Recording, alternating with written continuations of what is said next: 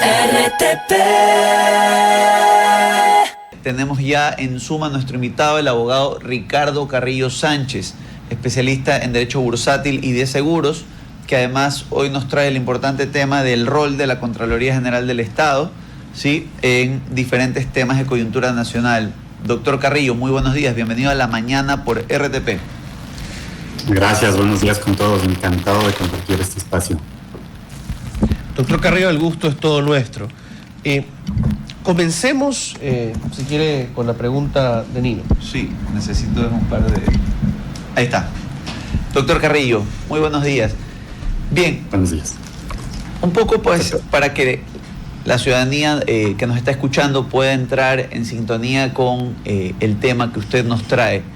Es importante recordarle luego una estela de escándalos, particularmente el año pasado a partir de las condenas al excontralor Carlos Pollitt en los Estados Unidos. Un poco que usted ponga en contexto a la ciudadanía cuál es el rol que hoy desempeña la Contraloría General del Estado en los diferentes temas coyunturales, particularmente en lo que tiene que ver con detectar corrupción, y voy a poner dos espacios específicos. El primero, en sectores estratégicos, y todo lo que tiene que ver con sus regímenes de concesiones, con la contratación pública alrededor de ellos. Y el segundo, muy importante también, que quisiéramos abordar esta mañana con ustedes, con la capacidad de auditar los patrimonios de los funcionarios públicos, y en particular, le voy a poner esta pregunta tal vez un poco escabrosa, aquellos vinculados al sector justicia. Muy buenos días, doctor Carrillo. Gracias, doctor. Siempre la apertura, y siempre es un tema muy interesante para la ciudadanía en general y para los políticos y para el reto que se enfrenta ahora la presidencia de la República en su nuevo periodo y para la Asamblea Nacional en sus funciones.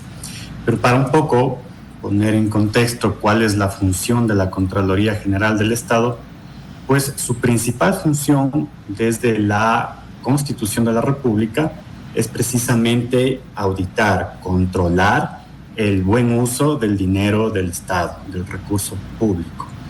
Resultado de esta auditoría al recurso del Estado, pues nos encontramos con sus efectos y los resultados.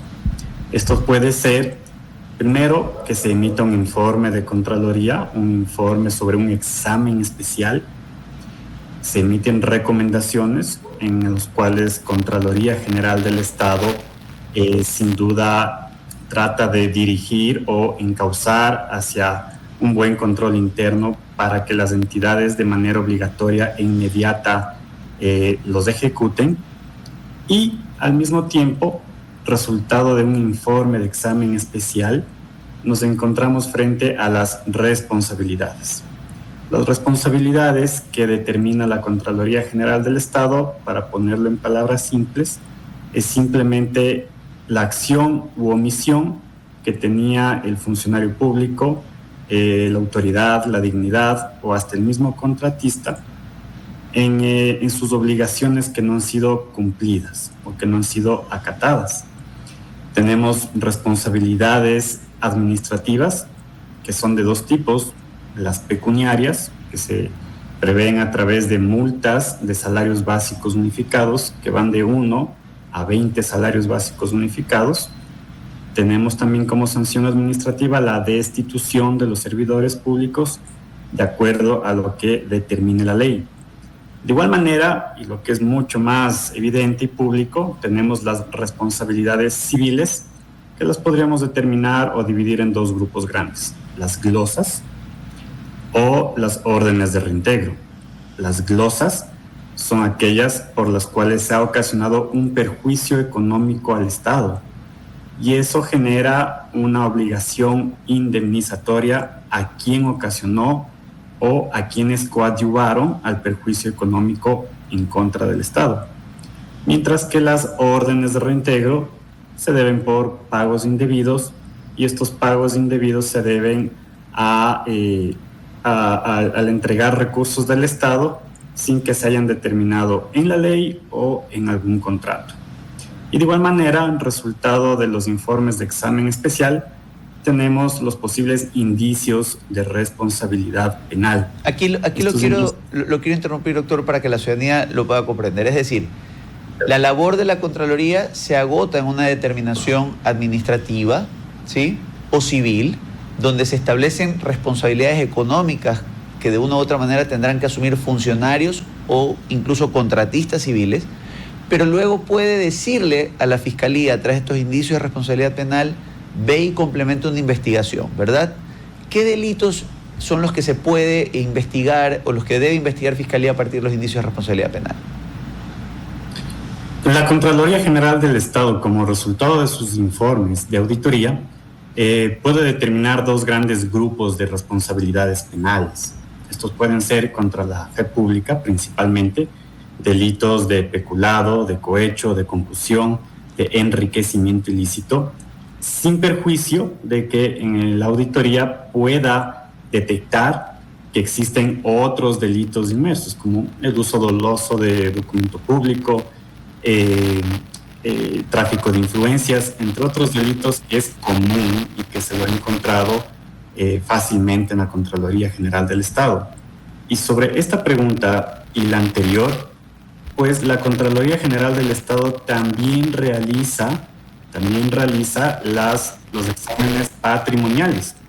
Es decir, puede realizar un examen especial a los funcionarios, y como es ahora de conocimiento público, lo ha estado realizando a jueces de primera instancia, segunda instancia, en los cuales puede realizar un alcance a su patrimonio, al de sus cónyuges o convivientes, y hasta las cuentas de sus hijos menores de edad. Resultado de este tipo de auditorías patrimoniales, la Contraloría tiene dos opciones. O sale limpio el informe, por poner una expresión, o puede encauzarse en un indicio de responsabilidad penal por enriquecimiento ilícito, sin perjuicio de que existan graves indicios de testaferrismo hacia otros individuos por la falta de justificación de los ingresos a las cuentas patrimoniales de un servidor público, funcionario público, o en el caso de su pregunta, a un funcionario judicial. Doctor, hay, digamos, todavía mucha confusión sobre, y aprovecho que usted es experto en esto, sobre lo que significa realmente una glosa, el alcance de lo que es una glosa. Muchas veces en el discurso político se habla de una glosa como evidencia de que alguien se ha robado algo. Y pues no es así, no es tampoco justicia penal lo que pasa ahí, es un tema administrativo. ¿Cómo le podría explicar, o nos podría explicar a nosotros los legos, el alcance de lo que es una glosa? Gracias, estimado César. A ver, una glosa como tal es una marca. Esa es la expresión legal, ¿no? Es una marca. Es decir, en esta cuenta te hago una marca porque no existe quizás la documentación necesaria para comprobar el gasto que se ha realizado en un contrato o que se ha realizado por la falta de control interno de una entidad pública. Capaz, para hacerlo mucho más sencillo, y quizás sucede en todo el tiempo en la contratación pública. El Estado ecuatoriano, a través de cualquier entidad del Estado o empresa pública, pudo haber contratado la construcción de una carretera, de una vía, 10 kilómetros, por ejemplo. Y la vía tenía ciertas especificaciones técnicas. El incumplimiento de esas especificaciones técnicas que ocasionó en que la vía no se encuentre en buen estado o se evidencie que se utilizaron materiales de mala calidad, hace que se le glose quizás de dos vías, porque no implementaron los materiales adecuados, ¿sí? El contrato pudo haber previsto que por el hormigón o por la clase de hormigón tenía que haber implementado cierto valor. Ese valor puede ser glosado. O si a lo largo de los 10 kilómetros no se implementaron todos los materiales adecuados o no se implementó el superintendente de obra o los fiscalizadores o los residentes de obra, si ese personal técnico que fue ofertado para ser contratado no se aplicó, pues debe ser glosado. Eso genera una responsabilidad al Estado. ¿Por qué? Porque el Estado le contrató para algo en específico. le contrató para que tenga una experiencia adecuada. Esa experiencia que requiere el Estado ecuatoriano a través de un contratista lo debe ser aplicado en el contrato, y obviamente la falta o el incumplimiento debe ser glosado. Ahora, ¿cuáles son los resultados de eso? No se acaba ahí, a su pregunta, no se acaba ahí la función de la Contraloría. Hay ciertas etapas, ¿no? Le han predeterminado responsabilidad, luego le ratifican a través de una determinación, hay un recurso de revisión interno. Ratificada esa responsabilidad, aún puede defenderse ante la justicia ecuatoriana, que es ante los tribunales del contencioso administrativo, en los 5 distritos que tiene el Ecuador.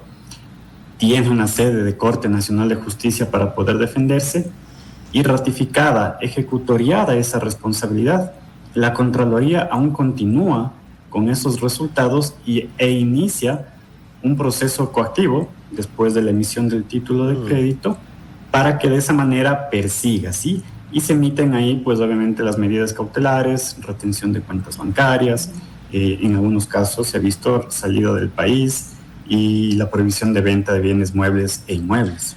¿Hay alguna cifra que nos pueda mostrar el nivel de éxito de la Contraloría a la hora de cobrar estas notas de crédito o estos valores adeudados al Estado, al erario público, por quienes han sido encontrados responsables ya penalmente?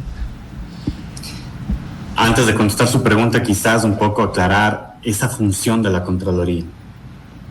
La Contraloría, a lo largo de su historia y tal como está estructurada su función controladora, lo aplica a través de una ley, la Ley Orgánica de la Contraloría General del Estado, que está emitida desde el año 2002. Tenemos la Constitución del año 2008, y la ley de la Contraloría no ha sido adecuada o adaptada a la Constitución del Ecuador. Eso es importante. La forma de controlar, según la ley, sus acuerdos y reglamentos internos, no es la más óptima para que el Estado ecuatoriano, la Contraloría General del Estado, realice ese contrapeso adecuado. Sus procedimientos internos tienen muchas trabas, y esos procedimientos internos tampoco son cumplidos a cabalidad por los servidores de la Contraloría General del Estado. ¿Qué quiero decir? Si la Contraloría General del Estado detecta que el servidor público o el contratista no ha cumplido los procedimientos A, B, C y D, la Contraloría General del Estado, por su parte, no ha cumplido los procedimientos, sus propios procedimientos A, B, C o D. Es decir, controla a través de un trabajo defectuoso. Y ese trabajo defectuoso que hace la Contraloría hace que en un futuro, sea en la misma instancia de Contraloría o ante los jueces contenciosos administrativos, se genera una nulidad, precluyan los tiempos. Y ese éxito de un hallazgo de auditoría se va reduciendo. Yo me atrevo a decir con toda franqueza, que es un 90% de los procesos de Contraloría que no tienen éxito. Y lo digo en el segmento de las glosas y de las responsabilidades civiles, porque ya son un poco más pormenorizadas en su tratamiento de defensa por parte de las personas, mientras que las responsabilidades civiles para el servidor público promedio, digámoslo de alguna forma, oscila entre 2 salarios básicos a 10 salarios básicos. Es decir, manejamos un rango que la Contraloría General del Estado permite que se cobre. Mucho más ahora que nos encontramos en una etapa hasta el mes de agosto, de septiembre, de remisión de intereses. Muchísimas. Es decir, la Contraloría General del Estado determina salarios básicos unificados, le contenta al sancionado con remisión de intereses, y obviamente hace que recupere ese dinero. Pero ¿qué pasa con las responsabilidades civiles de cientos de miles de dólares, de millones de dólares? Pues obviamente en la defensa de este tipo de responsabilidades, más del 90% no son casos de éxito, y el Estado ecuatoriano no sabe verdaderamente en qué quedó esa falta o ese perjuicio económico al Estado ecuatoriano. Ok. 9 horas con 33 minutos. Queremos agradecer al doctor Ricardo Carrillo por su presencia hoy en la mañana por RTP. Sin duda alguna lo tendremos en una nueva ocasión. Así es. Para referirnos al rol de Contraloría y a la coyuntura también, en casos específicos. Muchísimas gracias. Gracias, doctor. Gracias. RTP